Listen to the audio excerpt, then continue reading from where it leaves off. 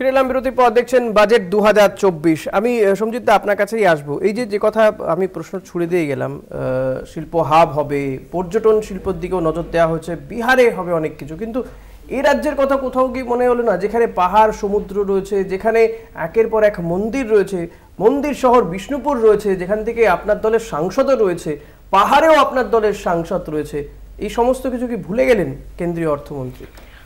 না, কেন্দ্রীয় অর্থমন্ত্রী ভোলেননি, কিন্তু এখানে যে সরকারটা চলছে এই সরকার তো সব সময়ের জন্য তারা নিজেরা সবকিছু করতে, সরকার একটা রাজ্য সরকার একটা কেন্দ্রের যে সরকার চলছে তাদের মধ্যে একটা সমন্বয়ের দরকার হয়, তাদের মধ্যে একটা আন্ডারস্ট্যান্ডিং এর ব্যাপার হয়। এই সরকার তো ওই সরকারকে মানেই না।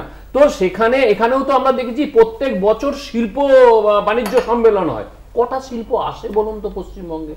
এসেছে? আসেনি। তো তারপরে এই বাজেটে যথাসম্ভব চেষ্টা করেছে এবং আগামী দিন দেখতে পাবেন পশ্চিমবঙ্গের উন্নয়নের জন্য পশ্চিমবঙ্গ একটা ভারতের অঙ্গরাজ্য, এখানে কখনো বঞ্চিত করা যায় না। কিন্তু এই সরকারের এই উদাসীনতা, সরকারের ইচ্ছা নেই, সদিচ্ছা নেই যে সেন্ট্রাল গভর্নমেন্টের সঙ্গে সেন্ট্রালের যে সরকার আছে তাকে মান্যতা দেয়া, তাকে সম্মান দেয়া, এবং একের সঙ্গে ফেডারেল স্ট্রাকচারে যেটা নিয়ম সেটা হচ্ছে সকলের সাথে সকলের হাত মিলিয়ে কাজ করতে হয়। বিরোধিতা থাকবে, বিরোধিতা করার জায়গায় সেখানে বিরোধিতা করবে, কিন্তু রাজ্যের উন্নয়নের জন্য প্রধানমন্ত্রীকেও সম্মান দেওয়া দরকার। সেই সম্মানটুকু এই সরকার দেয় না। এই সরকার যদি না দেয়, এই রাজ্যে তৃণমূলের বিরোধী কংগ্রেসও, কংগ্রেসের কি বক্তব্য? সত্যিই কি এই ফেডারেল স্ট্রাকচার মানে কেন্দ্র বা রাজ্য, বা যেটা সঞ্জিতদা বলছেন রাজ্যের বিরুদ্ধে? করে বলি, এই কেন্দ্রীয় সরকার আসার পর থেকে তারা যুক্তরাষ্ট্রের যে প্রধানমন্ত্রী সংবিধানের শপথ নিয়ে ক্ষমতায় এসেছিলেন, যদিও এখন পার্লামেন্টে সংবিধানে জয় বলা যাচ্ছে না, আশ্চর্যের ব্যাপার, সেই প্রধানমন্ত্রী এই ফেডারেল স্ট্রাকচার বলে ব্যাপারটা আছে সেটাই মনে ভুলে গেছেন। কারণ দেখুন, আমরা তো আগেও বলছি, এই একমাত্র সরকার যে সরকার কার্যত সংবিধান বলে কোনো ব্যাপার আছে ভারতবর্ষে সেটাই মানেন না। তারা এতদিন ধরে বিজেপি মানতো যে তাদের সংবিধান হচ্ছে নরেন্দ্র মোদী এবং সেই নরেন্দ্র মোদীর সংবিধানই গোটা দেশ চলবে।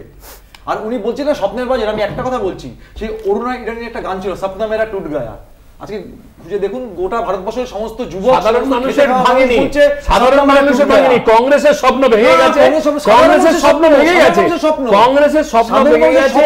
ওই জন্য প্রত্যেকটা মানুষকে বলে ধারণা করেছেন সাধারণ মানুষের সঙ্গে এই সরকার জুমলার সরকার।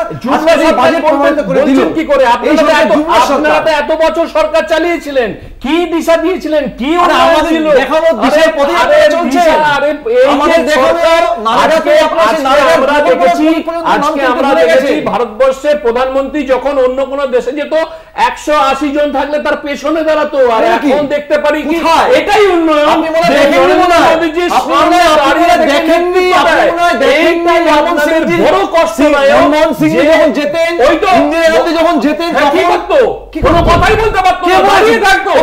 নরেন্দ্র মোদীজি সম্মান বলে না, এটা ভারতবর্ষের গর্ব, এটা ভারতবর্ষের গর্ব, এইটা মানুষ লোকে সুরে ঘরে আসবে। এখনকার জিনিস কোনটা ইম্পর্টেন্ট, দেশের মানুষের পেটে ভাত, রুটি রুজি, নাকি আমি আপনার কথাকে যদি মান্যতাও দিই যে বিদেশে গিয়ে নরেন্দ্র মোদীর সামনে দাঁড়িয়ে বক্তব্য রাখলেন সেটা বেশি গুরুত্বপূর্ণ?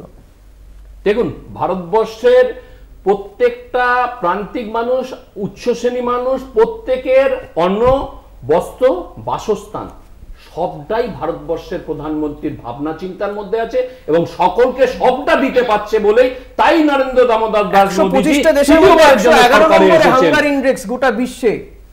কি বলছেন সমজিতদা? হ্যাঁ, 125টা দেশে হাঙ্গার গ্লোবাল হাঙ্গার ইন্ডেক্সে 125টা দেশের মধ্যে 111 নম্বর ভারত।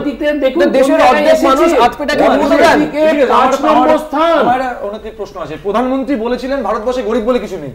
প্রধানমন্ত্রী বলছেন 80 কোটি গরিব মানুষকে উনি রেশন দিচ্ছে। কে সত্যি কথা বলছে? প্রধানমন্ত্রী সত্যি কথা বলছেন? আমি বলছি না প্রধানমন্ত্রী বলছেন গরিব মানুষ নেই। কোথায় গরিব বলেছিলেন? প্রধানমন্ত্রী বলেছিলেন, প্রধানমন্ত্রী বলেছিলেন। একটা কথা হচ্ছে, দেখুন যে দেশের প্রধানমন্ত্রী এত বড় কথা ঠিক থাকে না, কোটি মানুষ, আরে উনি তো বলে আমাদের স্বীকার করতাম, কিন্তু উনি বলেছেন দেশে গরিব বলতে কিছু নেই। অমৃতকাল চলছে, অমৃতকালে নাকি ভারতবর্ষে গরিব সব মুছে গেছে, অথচ 80 কোটি মানুষ গরিব। আপনাদের স্ট্যাটিস্টিক্স বলছে, একটা কথা ঠিক, স্ট্যাটিস্টিক্স বলছে আপনাদের। আমি একটা কথা বলি, আপনাদের সময় যে মানুষের যে দুর্দশা ছিল, কোথায় সেই আরে আরে আপনাদের সময় দুর্ভিক্ষ ছিল, আপনাদের আমি একটা জিনিস, উনি একটা কথা বললেন আমি ওনার সাথে একটু দ্বিমত পোষণ করছি, যদি উনি কংগ্রেসের প্রতিনিধি।